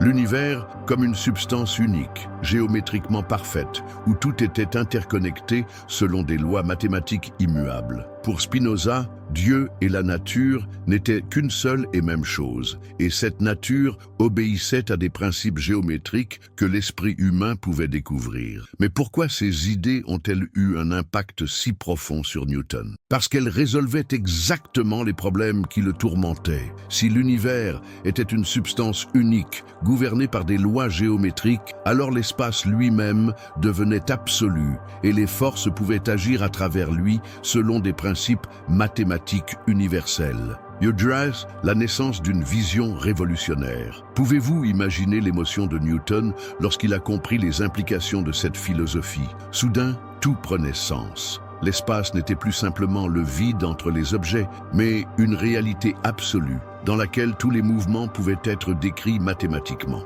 Le temps, lui aussi, devenait absolu et universel. Cette transformation ne s'est pas faite du jour au lendemain. Les carnets de Newton montrent une évolution progressive, mais accélérée de sa pensée. D'abord, il intègre l'idée d'un espace absolu. Puis, il développe le concept de force universelle. Enfin, il unifie ces concepts dans ses 3 lois du mouvement. Mais regardez attentivement ces 3 lois. Ne trouvez-vous pas étonnant qu'elles reflètent parfaitement la philosophie déterministe de Spinoza? La première loi, le principe d'inertie, établit que tout corps persiste dans son état tant qu'aucune force extérieure ne le modifie. N'est-ce pas exactement l'idée spinoziste selon laquelle toute chose tend à persévérer dans son être? La deuxième loi, qui relie force, masse et accélération, traduit mathématiquement l'idée que tout changement dans l'univers résulte de causes extérieures mesurables. Et la troisième loi, l'égalité de l'action et de la réaction, exprime l'interconnexion universelle que Spinoza plaçait au cœur de sa philosophie. Comment expliquer autrement cette correspondance parfaite entre la métaphysique de Spinoza et la physique de Newton? Est-ce vraiment une coïncidence que Newton ait développé exactement les outils mathématiques nécessaires pour traduire en langage scientifique les intuitions philosophiques du penseur hollandais? L'alchimie secrète de Newton. Mais il y a plus troublante encore. Saviez-vous que Newton consacrait autant de temps à l'alchimie qu'à la mathématique? Pendant des décennies, il a mené des expériences secrètes cherchant à percer les mystères de la matière et de la transformation. Pourquoi un esprit aussi rationnel s'intéressait-il à une discipline considérée comme mystique? La réponse pourrait bien résider dans sa lecture de Spinoza. Pour le philosophe hollandais, la matière et l'esprit n'étaient que 2 aspects d'une même substance. Cette idée révolutionnaire suggérait que la matière elle-même possédait une dimension spirituelle, une force interne qui la poussait vers la transformation. Newton a-t-il vu dans l'alchimie un moyen d'explorer expérimentalement ses idées philosophiques? Ces notes alchimiques, longtemps considérées comme un hobby étrange, prennent soudain un sens nouveau si on les lit à la lumière de l'influence spinoziste. Il ne cherchait pas la pierre philosophale par superstition, mais tentait de découvrir les lois profondes qui gouvernent la transformation de la matière. Cette quête l'a-t-elle aidé à développer sa théorie de la gravitation universelle? Après tout, l'idée qu'une force invisible puisse agir à travers l'espace semble aussi mystérieuse que les transmutations alchimiques. Mais si l'on accepte, avec Spinoza, que l'univers entier est interconnecté au niveau le plus fondamental, alors la gravitation devient simplement l'expression mathématique de cette interconnexion cosmique. Le silence révélateur. Voici peut-être l'élément le plus troublant de toute cette histoire. Newton n'a jamais, au grand jamais, mentionné Spinoza dans ses écrits publics. Pour un homme qui citait scrupuleusement ses sources mathématiques, ce silence est plus qu'étrange. Il est révélateur. Pourquoi ce silence? La réponse est simple et terrifiante. Spinoza était considéré comme l'un des hommes les plus dangereux d'Europe. Ses idées étaient jugées athées, révolutionnaires, destructrices de l'ordre social et religieux. S'associer publiquement avec lui aurait signifié la fin de la carrière de Newton, voire pire. Imaginez la position impossible de Newton. Il avait découvert des vérités scientifiques révolutionnaires grâce aux intuitions d'un philosophe honni par toutes les autorités de l'époque. Comment concilier sa soif de vérité avec la nécessité de protéger sa réputation et même sa vie? La solution qu'il a trouvée était géniale et tragique à la fois. Traduire les idées de Spinoza en langage mathématique pur, les dépouiller de leur charge philosophique explosive et les présenter comme des découvertes purement scientifiques. Les Principia ne sont-ils pas en réalité une version sécurisée de la métaphysique spinoziste? Cette stratégie a fonctionné au-delà de toute espérance. Pendant des siècles, nous avons admiré Newton comme le génie solitaire qui a révolutionné la science par la seule force de son intellect. Mais, et si la réalité était plus complexe et plus belle encore? Et si la révolution scientifique était le fruit d'une collaboration secrète entre 2 des plus grands esprits de l'histoire? L'impact révolutionnaire sur la science. Mesurez-vous vraiment l'ampleur de ce que cette découverte a représenté pour l'humanité? En l'espace de quelques années, grâce à cette synthèse géniale entre la philosophie de Spinoza et le génie mathématique de Newton, notre compréhension de l'univers a fait un bond de plusieurs siècles. Avant Newton, la science était fragmentée. Les lois terrestres semblaient différentes des lois célestes. La matière et l'esprit appartenaient à des domaines séparés. Les mathématiques étaient un outil parmi d'autres, pas le langage fondamental de la nature. Après Newton, tout a changé. Soudain, les mêmes lois gouvernaient la chute des corps et le mouvement des planètes. L'univers entier devenait intelligible through une seule théorie mathématique. La science moderne était née, mais cette révolution aurait-elle été possible sans l'intuition spinoziste de l'unité fondamentale de la nature? Newton avait le génie mathématique, mais Spinoza avait la vision philosophique qui permettait de concevoir cette unité. Séparément, chacun était brillant. Ensemble, même secrètement, ils ont changé l'histoire. Pensez aux conséquences. Einstein lui-même a reconnu sa dette envers Spinoza. Ses théories de la relativité prolongent directement l'intuition spinoziste d'un univers géométrique où l'espace et le temps sont relatifs à la matière. La physique quantique moderne explore les interconnexions mystérieuses que Spinoza avait pressenties 3 siècles plus tôt. Les preuves cachées. Mais où sont les preuves de cette influence secrète? Comment pouvons-nous être sûrs que cette histoire n'est pas simplement une belle légende? Les indices sont partout pour qui sait les voir. D'abord, il y a le timing troublant. La transformation soudaine de la pensée newtonienne en 1684 correspond exactement à la période où les manuscrits de Spinoza circulaient secrètement en Europe. Coïncidence? Peu probable. Ensuite, il y a les parallèles conceptuels impossibles à ignorer. Comment Newton a-t-il pu développer une conception de l'espace absolu si similaire à celle de Spinoza sans jamais l'avoir lue? Comment expliquer que sa théorie de la gravitation universelle reflète si parfaitement l'idée spinoziste d'interconnexion cosmique? Les archives révèlent aussi l'existence de ce réseau secret de correspondance entre intellectuels européens. Des lettres codées, des intermédiaires discrets, des manuscrits qui voyageaient sous de fausses identités. Newton était en contact avec plusieurs de ces réseaux. Comment imaginer qu'il n'ait jamais eu accès aux idées de Spinoza? Et puis, il y a ce détail troublant. Certains manuscrits de Newton contiennent des annotations dans une écriture différente de la sienne. Qui étaient ces mystérieux collaborateurs? Que contenaient exactement ces notes marginales qui ont été soigneusement effacées par la suite? La philosophie cachée des Principia. Relisez les Principia avec cette hypothèse en tête et vous découvrirez un texte complètement différent. Sous l'apparence d'un traité de mathématiques pures se cache une philosophie révolutionnaire de la nature. Quand Newton parle d'espace absolu, ne décrit-il pas exactement ce que Spinoza appelait l'étendue infinie de la substance divine? Quand il évoque le temps absolu, ne retrouve-t-on pas l'éternité spinoziste traduite en langage scientifique? Et cette fameuse gravitation universelle? N'est-elle pas l'expression mathématique de ce que Spinoza décrivait comme l'effort par lequel toute chose tend à persévérer dans son être et à s'unir aux autres selon des lois nécessaires? Même la méthode de Newton révèle l'influence spinoziste. Pourquoi a-t-il choisi de présenter sa physique under, la forme géométrique, avec des axiomes, des propositions et des démonstrations? Parce que c'était exactement la méthode que Spinoza avait utilisée dans son éthique pour démontrer géométriquement les vérités métaphysiques. Le plus troublant, c'est que cette lecture spinoziste des Principia résout plusieurs paradoxes que les historiens des sciences n'arrivent pas à expliquer. Pourquoi Newton insiste-t-il tant sur le caractère absolu de l'espace et du temps? Pourquoi refuse-t-il d'expliquer la nature de la gravitation? Parce qu'il transpose fidèlement la métaphysique spinoziste tout en évitant soigneusement d'en révéler la source. L'héritage secret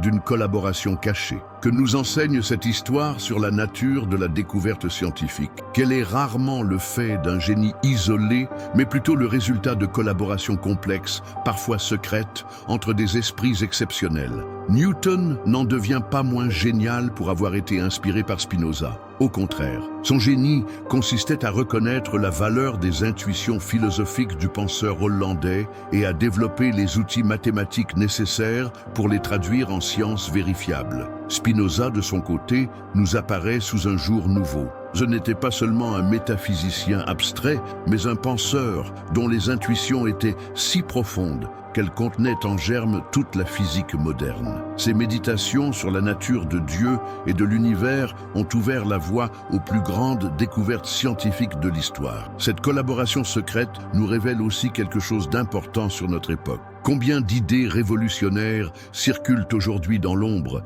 attendant de trouver leur Newton pour les traduire en réalité concrète? Combien de Spinoza ignorés travaillent dans l'anonymat, développant les intuitions qui transformeront le monde de demain? La vérité, derrière le mythe. Peut-être le moment est-il venu de réécrire l'histoire des sciences. Pas pour diminuer la gloire de Newton, mais pour révéler la richesse et la complexité des processus qui ont mené aux plus grandes découvertes de l'humanité. Cette histoire nous enseigne que la vérité scientifique naît souvent de la rencontre entre des intelligences complémentaires. Spinoza avait la vision, Newton avait les outils. Séparément, chacun était remarquable. Ensemble, ils ont changé le monde. Elle nous montre aussi que les idées les plus révolutionnaires ont souvent besoin de protection pour survivre et prospérer. Dans un monde hostile aux innovations, la discrétion devient une stratégie de survie pour les découvertes qui transformeront l'avenir. Mais surtout, cette histoire nous révèle que la science et la philosophie ne sont pas des domaines séparés. Les plus grandes avancées scientifiques sont souvent nées d'intuitions métaphysiques profondes. Les philosophes les plus abstraits peuvent être les précurseurs des révolutions technologiques les plus concrètes. Ulbe, l'énigme qui continue. Alors, que faut-il penser de cette extraordinaire histoire? Le manuscrit secret de Spinoza a-t-il vraiment existé? Newton a-t-il vraiment eu accès aux pensées les plus intimes du philosophe hollandais? Peut-être ne le saurons-nous jamais avec certitude, mais cette incertitude même fait partie de la beauté de cette histoire. Elle nous rappelle que l'histoire des sciences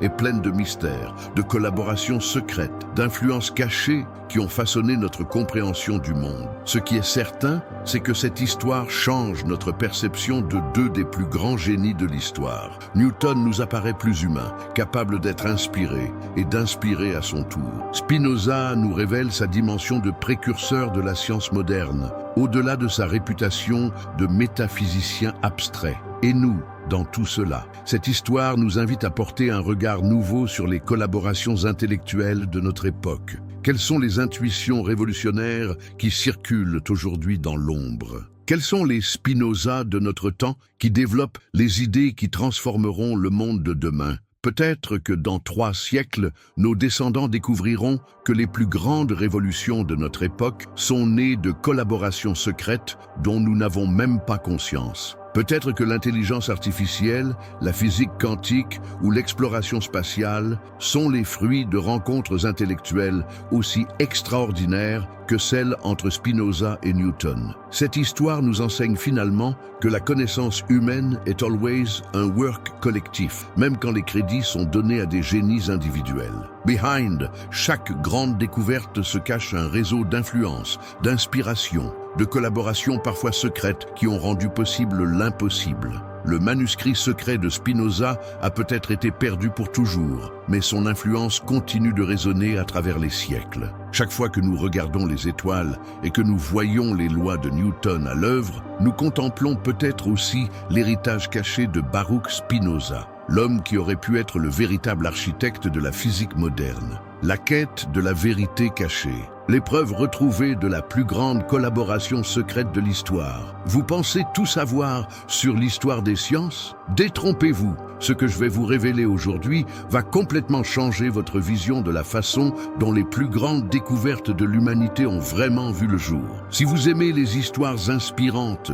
qui révèlent les secrets cachés de l'histoire, n'oubliez pas de vous abonner à la chaîne pour ne manquer aucune de ces révélations extraordinaires. Dites-moi dans les commentaires de quel pays vous regardez cette vidéo et à quelle heure vous la découvrez. Et si vous êtes sur téléphone portable, un petit pouce en l'air nous aiderait énormément à faire connaître ces découvertes fascinantes à plus de personnes. La grande chasse au trésor historique. Imaginez des détectives du temps, armés des technologies les plus avancées, fouillant dans les recoins les plus obscurs des bibliothèques européennes. Leur mission ? Retrouver les traces d'une collaboration qui a changé le cours de l'humanité, mais qui a été soigneusement dissimulée pendant plus de 3 siècles. Cette quête extraordinaire a commencé au début du XXIe siècle, quand des historiens des sciences ont commencé à remarquer des anomalies troublantes dans l'histoire officielle de Newton. Comment un homme, même génial, pouvait-il révolutionner la physique de manière si soudaine et si complète?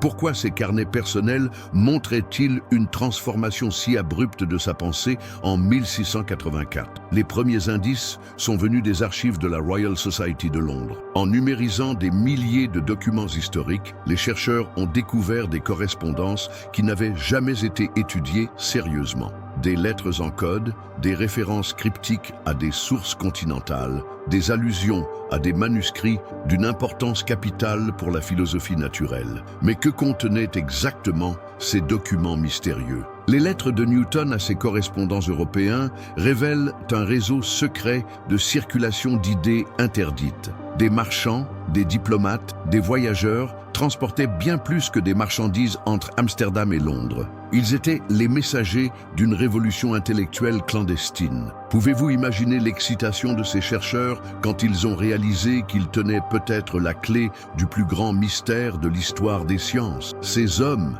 et ces femmes, armés de leurs ordinateurs et de leurs algorithmes d'analyse textuelle, étaient sur le point de réécrire l'histoire de la révolution scientifique. Bas l'art de déchiffrer le passé. Comment fait-on pour retrouver des secrets vieux de 3 siècles? La réponse tient dans une discipline fascinante qui combine histoire, informatique et psychologie. L'analyse forensique des textes historiques. Les techniques modernes d'analyse textuelle permettent désormais de comparer les styles d'écriture, les structures conceptuelles, même les habitudes de pensée des auteurs du passé. Quand ces méthodes ont été appliquées aux œuvres de Newton et de Spinoza, les résultats ont été stupéfiants. L'analyse statistique des concepts utilisés par Newton révèle une rupture nette dans son vocabulaire en 1684. Soudain, des termes qui n'apparaissaient jamais dans ses écrits antérieurs deviennent centraux dans sa pensée. Des expressions comme substance unique, nécessité géométrique, interconnexion universelle, exactement le vocabulaire de Spinoza. Mais encore plus troublant, l'analyse de la structure argumentative des Principia révèle des parallèles impossibles à ignorer avec l'éthique de Spinoza. Les 2 œuvres utilisent la même méthode géométrique, le même type de démonstration, la même progression logique des concepts simples vers les lois universelles. Comment expliquer ces similitudes si les 2 hommes n'ont jamais été en contact? Les statistiques sont formelles. La probabilité que ces ressemblances soient dues au hasard est pratiquement nulle. Nous sommes face à la preuve mathématique d'une influence directe de Spinoza sur Newton. Les archives oubliées parlent. Enfin, la révolution numérique a ouvert des portes que les historiens du XXe siècle ne pouvaient même pas imaginer. Des millions de documents, jusqu'alors inaccessibles dans des collections privées ou des archives mal cataloguées, sont désormais disponibles en ligne. Et c'est dans cette masse d'informations que les preuves les plus spectaculaires ont été découvertes. Dans les archives de la famille de Witt, une puissante dynastie de marchands hollandais du XVIIe siècle, des chercheurs ont découvert un inventaire fascinant daté de 1685. Parmi les marchandises transportées vers l'Angleterre, on trouve mention de manuscrits philosophiques d'une valeur inestimable et de textes interdits par les autorités religieuses. Plus troublant encore, cet inventaire mentionne explicitement des écrits du défunt Spinoza destinés à un savant de Cambridge d'une réputation considérable. Coïncidence impossible. En 1685, Newton était le seul savant de Cambridge, suffisamment réputé pour justifier un tel transport clandestin. Mais les découvertes ne s'arrêtent pas là. Dans les archives personnelles de Henry Oldenburg, secrétaire de la Royal Society et grand organisateur des correspondances scientifiques européennes, on trouve des références explicites à des communications secrètes avec les disciples de feu Spinoza et à la nécessité de protéger certaines idées des persécutions religieuses. Ces documents révèlent l'existence d'un véritable réseau international de protection et de diffusion des idées dangereuses. Newton n'était pas un génie isolé, mais le bénéficiaire d'un système sophistiqué de circulation clandestine du savoir révolutionnaire.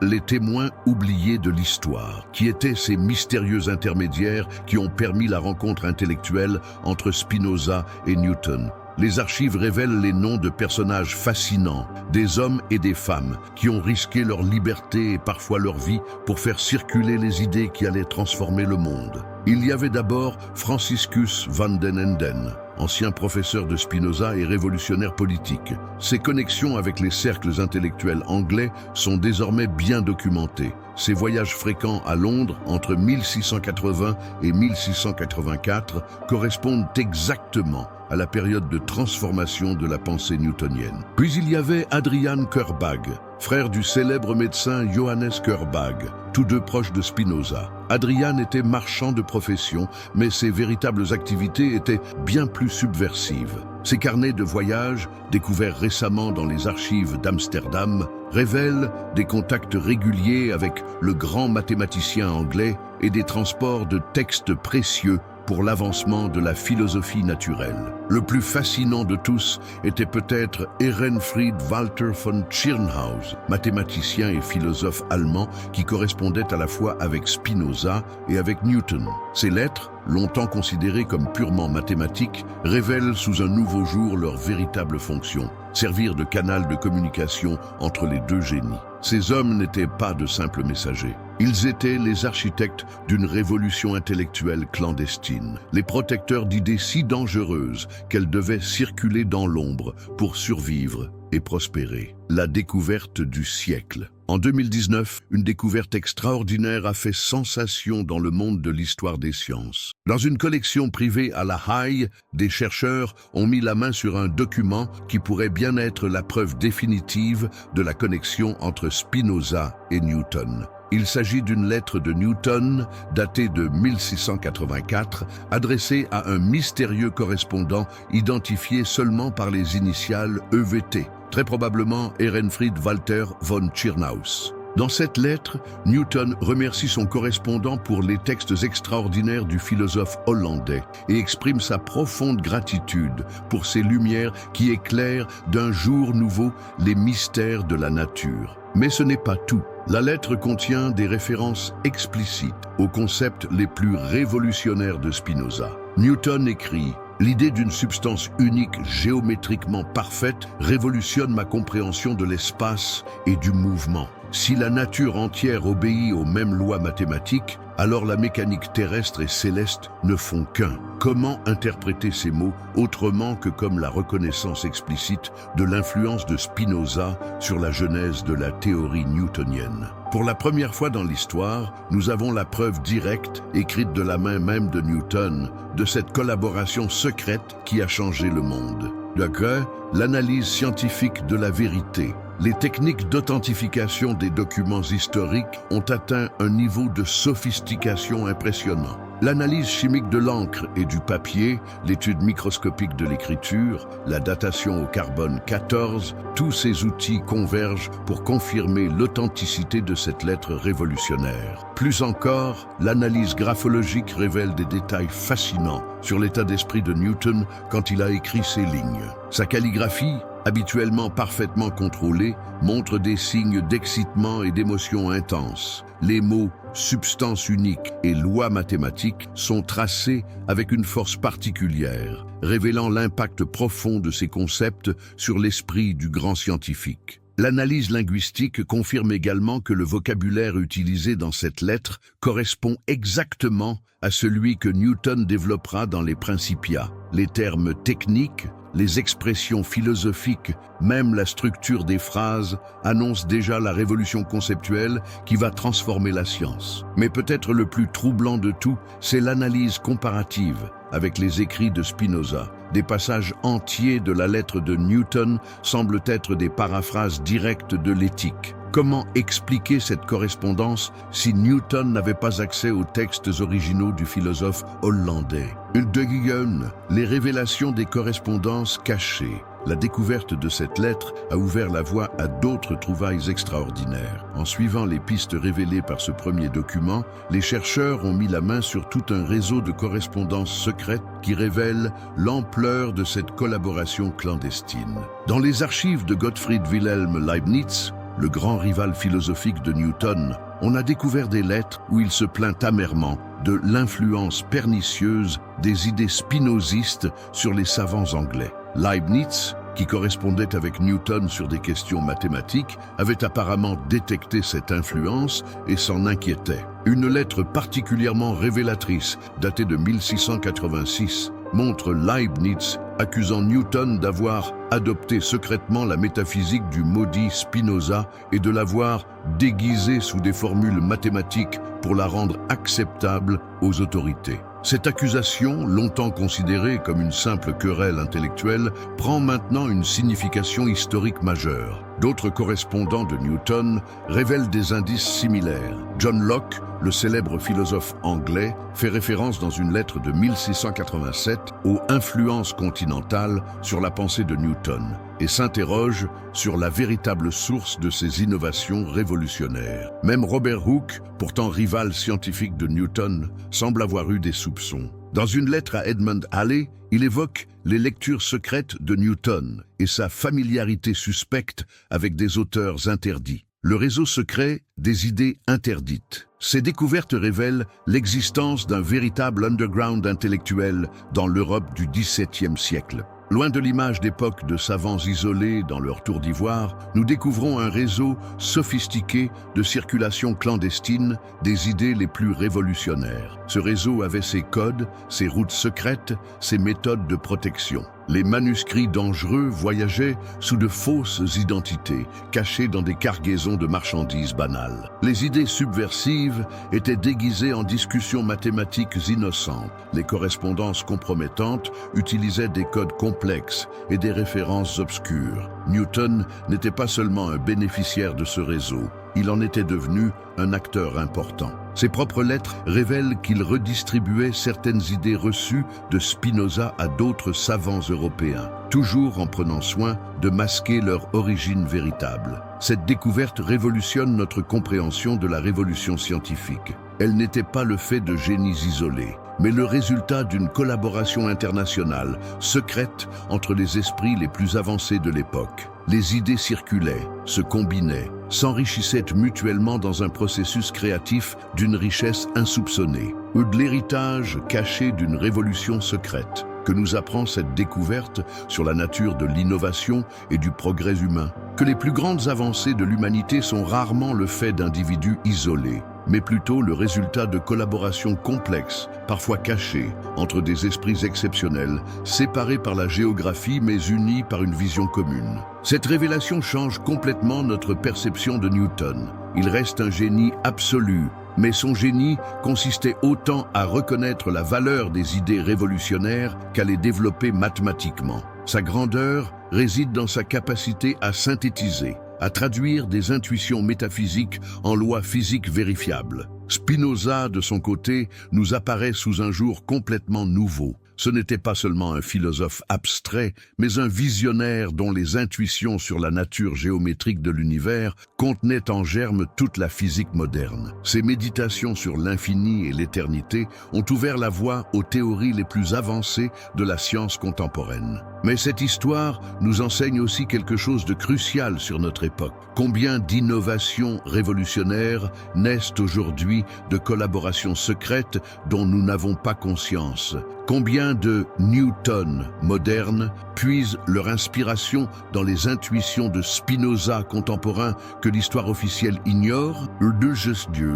La science moderne, face à ses origines cachées. Cette découverte force la communauté scientifique à reconsidérer ses propres mythes fondateurs. Pendant des siècles, nous avons cultivé l'image du génie solitaire, de l'inventeur isolé qui révolutionne la science par la seule force de son intellect. Cette histoire révèle une réalité bien plus riche et plus complexe. Les plus grandes découvertes naissent de la rencontre entre des intelligences complémentaires. Spinoza avait l'intuition métaphysique, Newton avait l'outil mathématique. Séparément, chacun était remarquable. Ensemble, même secrètement, ils ont changé l'histoire de l'humanité. Cette leçon résonne fortement avec les défis scientifiques contemporains. Les problèmes les plus complexes de notre époque, le changement climatique, l'intelligence artificielle, l'exploration spatiale, demandent exactement ce type de collaboration interdisciplinaire que Spinoza et Newton ont inventé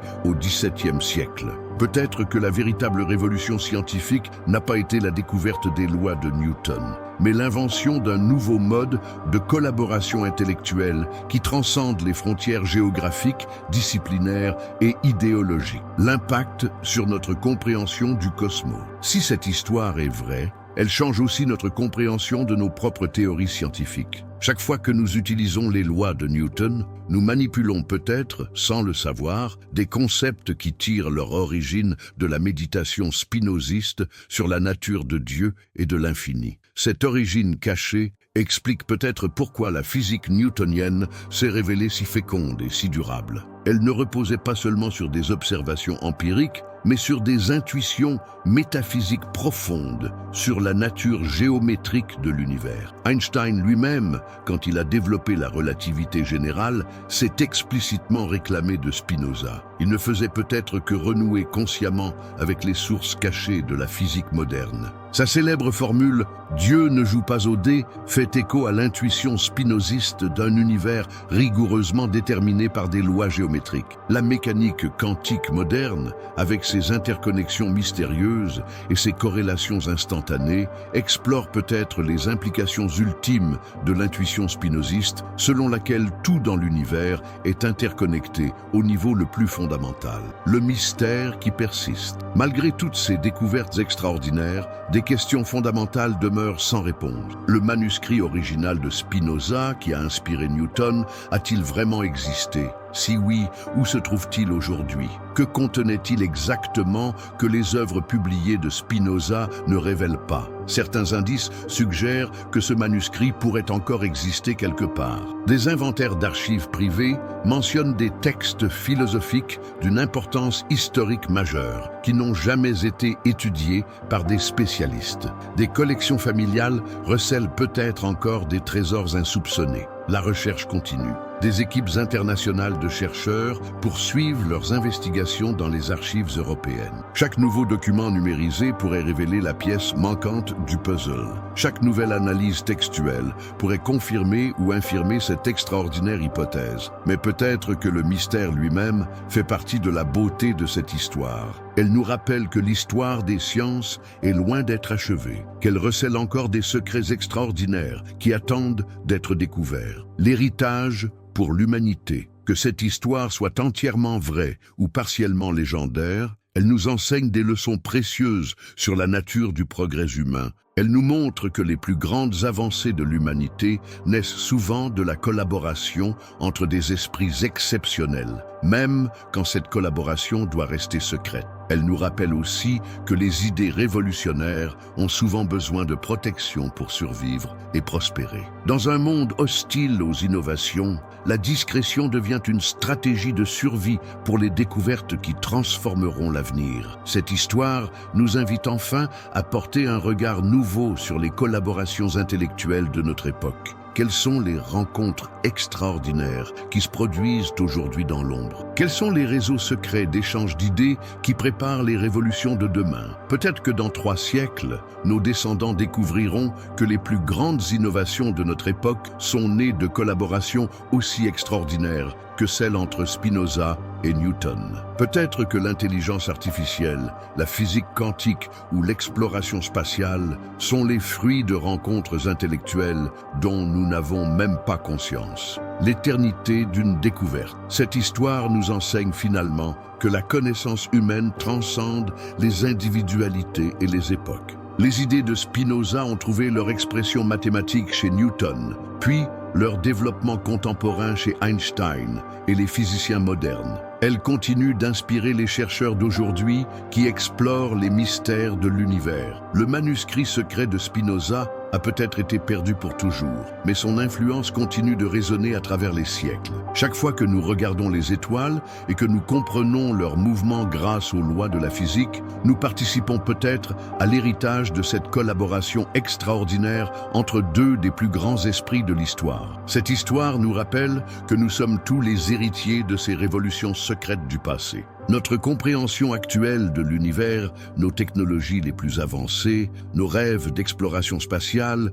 tout cela plonge peut-être ses racines dans les méditations solitaires d'un philosophe hollandais du XVIIe siècle et dans le génie mathématique d'un savant anglais qui a su reconnaître la valeur de ses intuitions. L'histoire de Spinoza et Newton nous enseigne que la véritable révolution scientifique n'est jamais achevée. Elle continue aujourd'hui dans les laboratoires et les universités du monde entier, portée par des hommes et des femmes qui, comme leurs illustres prédécesseurs, osent remettre en question les certitudes de leur époque pour découvrir les vérités de demain. Le secret le mieux gardé de l'histoire des sciences n'était peut-être pas l'existence de ce manuscrit perdu, mais la leçon qu'il nous enseigne que les plus grandes découvertes naissent toujours de la rencontre entre des esprits exceptionnels unis par une même passion pour la vérité, même quand cette rencontre doit rester secrète pour survivre aux préjugés de son époque.